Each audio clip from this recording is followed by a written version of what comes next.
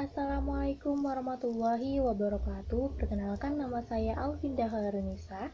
Saya di sini akan menjelaskan beberapa pertanyaan seputar sistem lembaga keuangan. Baik, tidak usah lama-lama, kita mulai dari yang pertama. Yang pertama, apa saja manfaat lembaga keuangan? Nah, manfaat yang dapat ditemukan di lembaga keuangan yang pertama, manfaat likuiditas. Apa sih manfaat likuiditas ini? Jadi, manfaat ini berhubungan dengan likuiditas, yaitu kemampuan mendapatkan uang tunai saat diperlukan. Jadi, tidak akan ada kekhawatiran akan kurangnya ketersediaan uang tunai yang beredar di masyarakat. Manfaat yang kedua, pengalihan aset. Salah satu peran pentingnya adalah sebagai wadah untuk melakukan kegiatan pengalihan aset. Nah, di sini lembaga tersebut akan mengalihkan aset dengan cara meminjamkan dana kepada pihak lain untuk dikelola dalam masa tertentu.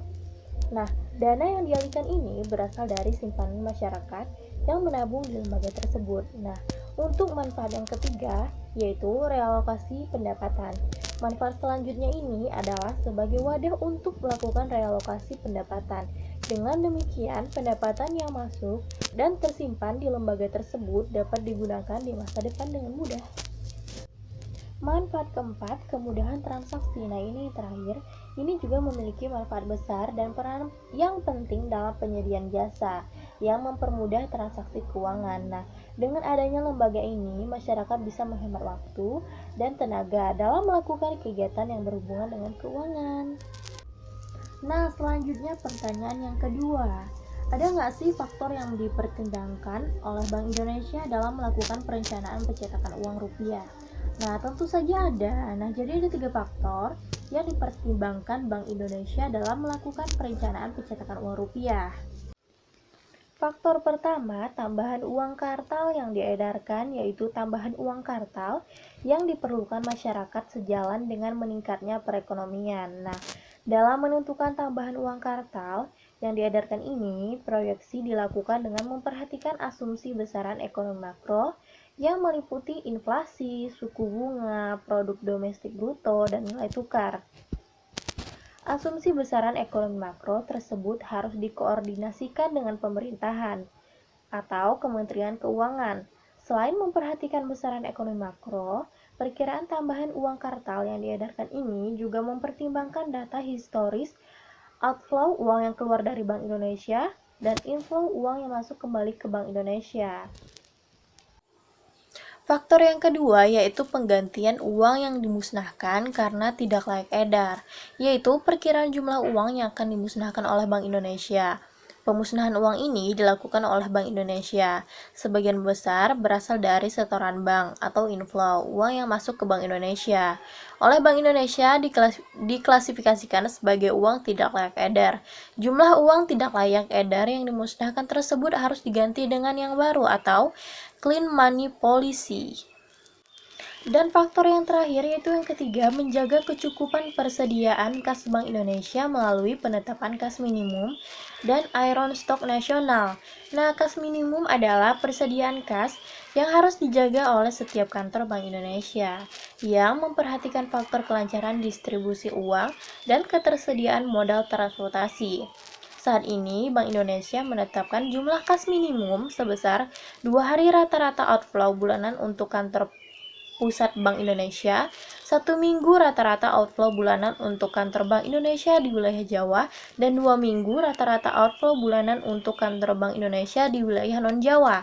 Sementara itu, jumlah iron stock nasional ditetapkan sebesar 15% dari uang kartal yang diedarkan. Pertanyaan selanjutnya, nah 3 bulanan yang lalu kan sempat heboh tuh di media sosial tentang uang baru yang akan dibuat seperti mata uang Korea, yang katanya itu cuma sebagai uang contoh saja. Nah, jadi kalian tahu nggak sih apa saja faktor yang dipertimbangkan oleh Bank Indonesia dalam menerbitkan uang emisi baru ini? Yang pertama yaitu tingkat pemalsuan uang, yaitu suatu kondisi di mana Bank Indonesia mencermati perkembangan tingkat kualitas temuan uang rupiah palsu. Nah, sejalan dengan perkembangan teknologi digital, antara lain fotokopi berwarna, scanner, dan printer berwarna, untuk melindungi masyarakat dari dampak pemalsuan uang, Bank Indonesia menerbitkan uang emisi baru untuk menggantikan uang emisi lama yang memiliki potensi dapat dipalsukan dengan kualitas yang baik. Penerbitan uang emisi baru ini harus dilengkapi dengan unsur pengaman baru yang lebih mampu melindungi uang dari upaya pemalsuan. Yang kedua, nilai intrinsik uang, yaitu nilai atau harga dari bahan yang digunakan untuk membuat uang. Nah, nilai intrinsik uang, kertas pada umumnya jauh lebih rendah dari nilai nominalnya. Nah, sedangkan nilai intrinsik uang logam berpotensi melebihi nilai nominalnya. Oleh karena itu, pertimbangan nilai intrinsik dalam penerbitan uang emisi baru biasanya terkait dengan uang logam. Yang ketiga, masa edar uang, yaitu jangka waktu pecahan uang tertentu berlaku sebagai alat pembayaran yang sah, yang dimulai sejak uang diterbitkan sampai uang dicabut dan ditarik dari peredaran. Nah, yang keempat, kebutuhan masyarakat akan pecahan baru dengan mempertimbangkan faktor kegunaan dalam transaksi sehari-hari dan kegunaan dalam menyimpan nilai atau store a value. Pertanyaan yang keempat, apa yang dimaksud dengan lembaga penjamin simpanan? Lembaga penjamin simpanan atau LPS merupakan sebuah badan hukum yang dibentuk berdasarkan Undang-Undang Nomor 24 Tahun 2004 yang fungsinya menjamin simpanan nasabah, penyimpanan dan melakukan penyelesaian dan penanganan bank gagal sebagai bagian dari pemeliharaan stabilitas sistem perbankan. Nah, penjamin simpanan nasabah yang dilakukan LPS bersifat terbatas, namun dapat mencakup sebanyak-banyaknya nasabah. Setiap bank yang menjalankan usaha di Indonesia wajib menjadi peserta lembaga penjamin simpanan dan membayar premi penjamin simpanan. Pertanyaan kelima, siapa atau lembaga apa yang mengawasi perbankan Indonesia? Nah, jadi ada yang namanya OJK, Otoritas Jasa Keuangan. Intinya, OJK ingin memastikan lembaga keuangan tersebut berjalan sesuai hukum dan aturan yang berlaku sehingga masyarakat dapat terlindungi ketika berhubungan dengan lembaga-lembaga tersebut. Pertanyaan keenam, ada nggak sih sasaran manajemen bank umum? Ya ada. Pertama, sasaran jangka pendek. Sasaran jangka pendek ini berkaitan dengan penggunaan waktu dalam operasional bank untuk mencapai tujuan yang bersifat jangka pendek. Nah, yang kedua, sasaran jangka panjang. Sasaran jangka panjang manajemen bank adalah bagaimana memperoleh keuntungan dari kegiatan bank untuk meningkatkan nilai perusahaan dan memaksimalkan kekayaan pemilik bank. Tadi kan udah dibahas tentang manajemen bank umum. Nah, selanjutnya tentang BPR atau Bank Pengkreditan Rakyat. Pertanyaan yang ketujuh, perbedaan aktivitas usaha BPR dengan bank umum. BPR mampu melayani keperluan nasabah dalam hal simpanan berupa deposito berjangka, tabungan, atau bentuk lainnya, seperti layanan kredit, pembiayaan, dan penempatan dana. Penempatan dana sertifikat Bank Indonesia, deposito berjangka, serta sertifikat deposito.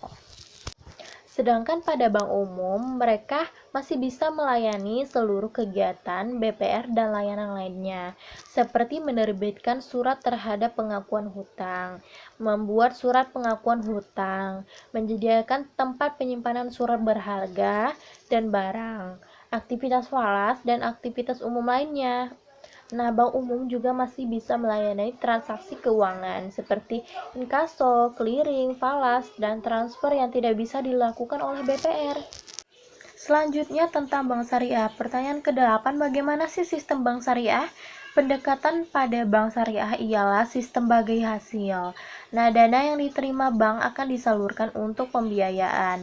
Lalu, keuntungan dari pembiayaan akan dibagi dua, yakni untuk nasabah dan bank sesuai dengan perjanjian yang sudah disepakati. Pertanyaan yang ke-9, dari mana keuntungan bank syariah didapat? Nah, Bank Syariah mendapatkan keuntungan dengan skema perhitungan membagi keuntungan dari investasi yang sudah dijalankan, yakni dari pendapatan bersih atau total pendapatan usaha dikurangi biaya operasional. Besarnya keuntungan yang dibagi antara nasabah dan bank syariah ini sudah diputuskan saat akad akan ditandatangani. Jadi sudah ada persetujuan sebelumnya. Nah, pertanyaan yang ke-10, kalian penasaran gak sih bank syariah ini bisa digunakan oleh non-Islam juga atau tidak? Nah, sebenarnya seluruh produk dan jasa perbankan syariah cocok untuk digunakan seluruh masyarakat, tidak hanya bagi muslim, bahkan bagi non-muslim. Kenapa? Karena sistem perbankan syariah didasarkan pada prinsip-prinsip universal seperti keadilan, kejujuran, dan transparansi, dan lain-lain. Nah, itu tadi pertanyaan-pertanyaan seputar sistem lembaga keuangan. Jika terdapat kesalahan atau kekurangan atas jawaban serta penjelasan saya tadi, saya mohon maaf dan mohon untuk ditambahkan. Bisa ketik di kolom komentar. Terima kasih. Wassalamualaikum warahmatullahi wabarakatuh.